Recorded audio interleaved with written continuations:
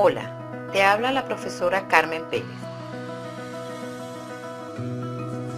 Te indicaré las actividades que deberás realizar para construir una distribución de frecuencias para datos agrupados.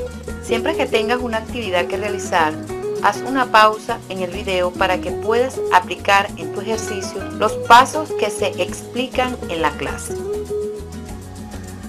Hola, te saluda la profesora Elia León.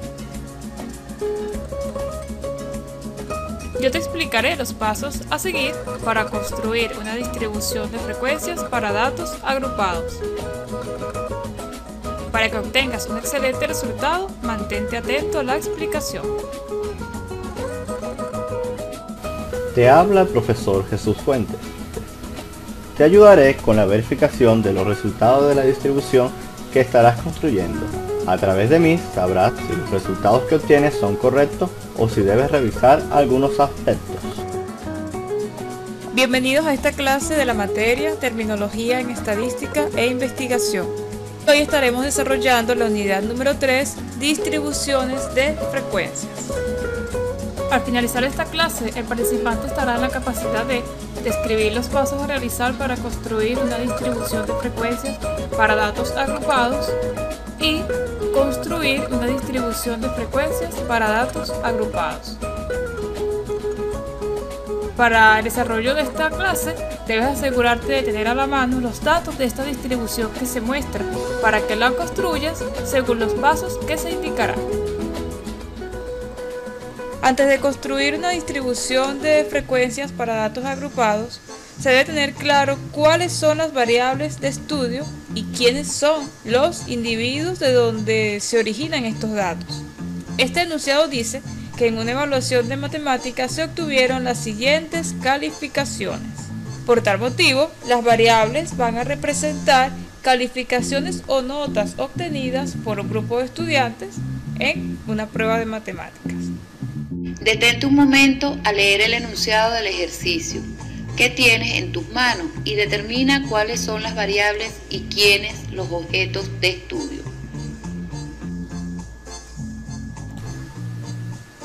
Al contar cada una de las observaciones, se obtiene el valor de n. El símbolo n representa a la totalidad de los datos de la distribución. Esta distribución tiene un total de 35 datos. ¿De cuántos datos está compuesta tu distribución?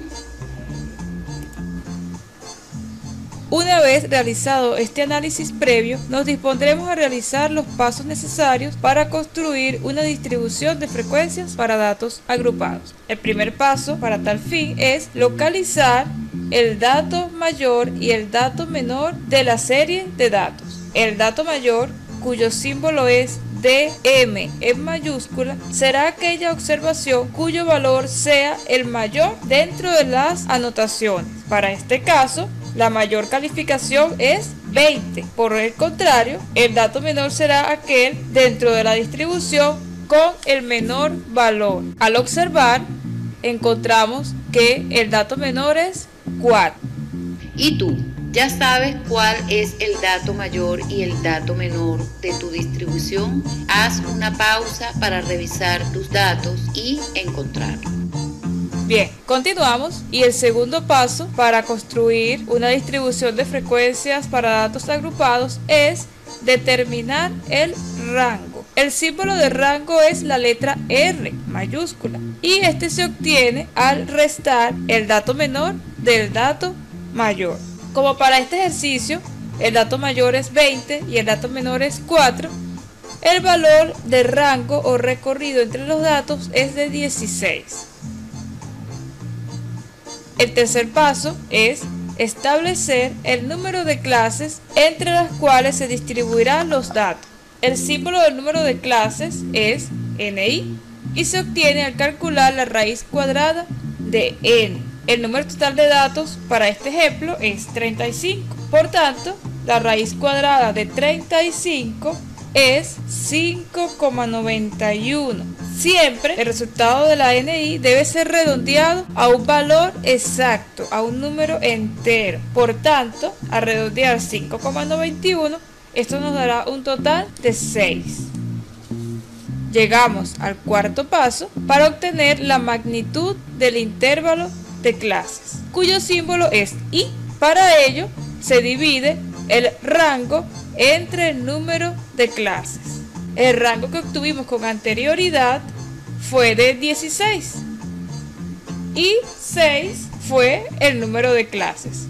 Esto da como resultado 2,66. Cuando I tiene un residuo decimal, se debe redondear al mismo número de cifras decimales que contienen los datos. Como los datos, que recordemos, son las calificaciones obtenidas en una prueba de matemáticas, son números enteros, entonces se debe redondear el 2,66 a un número exacto, que en este caso es 3. Ahora te invito a que hagas una pausa en la clase y ejecutes estos 3 pasos con los datos de tu ejercicio.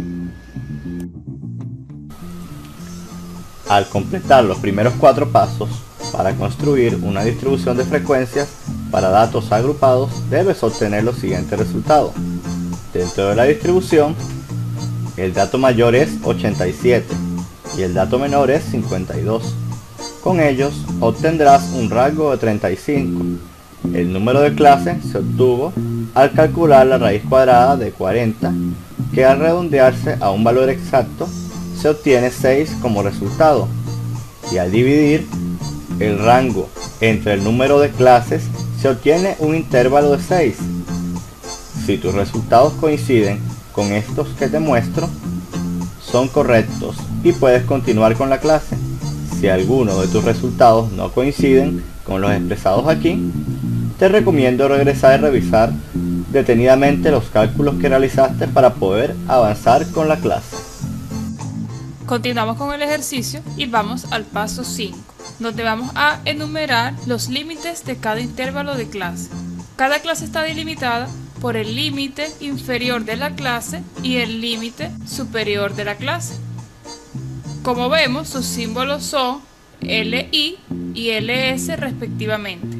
Ellos representarán a los límites aparentes. Para determinar el primer intervalo de clase, nuestro primer límite inferior será el dato menor, si el orden será ascendente, o el dato mayor, donde el orden será descendente.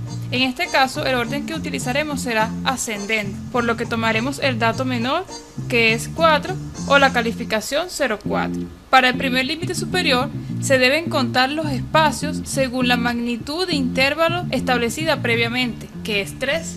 Por tanto, al contar 3 intervalos, iniciando con el dato menor, tenemos 4, 5 y 6. Este último valor, dentro de los 3 intervalos, será el límite superior de la primera clase. Como los intervalos deben ser continuos y mutuamente excluyentes, para el límite inferior de la segunda clase tomaremos el valor 0,7, que es el inmediato sucesor al valor 6, y realizaremos el mismo procedimiento. Contamos 3 espacios o intervalos hasta alcanzar el límite superior, que para este caso será 9. De esta manera se seguirán disminuyendo los límites hasta alcanzar el dato mayor de la serie de datos y completar el número de clases establecido. Como podemos observar, en la última clase se alcanza el dato mayor, que es 20, en el segundo intervalo. Como cada clase debe tener el mismo número de intervalos, simplemente completamos esta clase con el valor siguiente al dato mayor, y tantos como sea necesario para completar los intervalos de la clase. Al completar la distribución podemos verificar que hemos alcanzado el número de clases establecidas en el paso 3, donde se determinó que los datos se distribuirán en 6 clases. En este momento, detente a realizar la distribución con los datos de tu ejercicio. Vamos a verificar tus resultados. Tu distribución debe estar construida de la siguiente manera. El dato menor es 52 y ese será el primer límite inferior. Entre los límites debe haber 6 intervalos y un total de 6 clases. En la última clase debe incluirse el dato mayor, que es 87, que en este caso se encuentra justamente en el límite superior. Si los resultados son correctos, lo has hecho muy bien y puedes continuar con la clase. Si alguno de los cálculos que has realizado no coinciden con los datos expresados acá, te recomiendo regresar y revisar los cálculos que realizaste. Una vez corregido el error, podrás continuar con la clase. Y vamos al último paso de esta clase, que es el paso 6, en el que vamos a contar los datos dentro de cada intervalo. Con esto determinaremos la frecuencia absoluta para cada clase. Como esta distribución es agrupada, la frecuencia absoluta será el número de veces que aparezcan los datos agrupados en cada clase. Para obtener la frecuencia absoluta para la clase 1, se deberán contar dentro de los datos aquellos valores que se agrupen en el primer intervalo, es decir, 4, 5 y 6. Al observar los datos, encontramos un 5, un 4, otro 5 y un último 5. Lo que quiere decir que en esta evaluación, 4 estudiantes obtuvieron entre 4 y 6 puntos. Vamos a la segunda clase, en la que tendremos que determinar cuántos estudiantes alcanzaron las calificaciones comprendidas entre 7 y 9 puntos.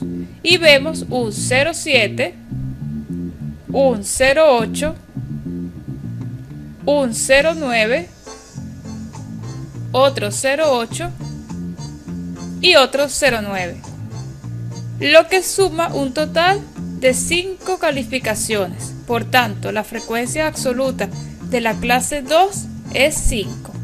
En la siguiente clase se agrupan las calificaciones entre 10 y 12 puntos.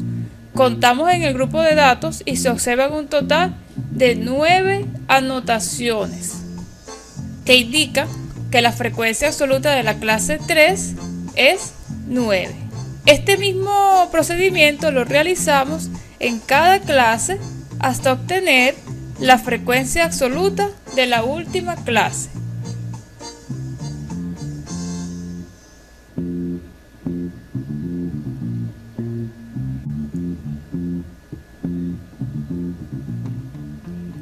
La suma de las frecuencias absolutas es igual al número total de datos. Recordemos que estamos trabajando con 35 datos, es decir, que al sumar todas las frecuencias absolutas, el resultado debe ser igualmente 35. Ahora te toca a ti determinar las frecuencias absolutas con tus datos. En la próxima clase, frecuencia relativa y frecuencias acumuladas, límites reales y marca de clase, análisis e interpretación de una distribución de frecuencias acumuladas. Para más información, visita el blog de la materia. Para información sobre el resto de las clases, visita el sitio web. Y para estar al día con nuevas publicaciones, suscríbete al canal.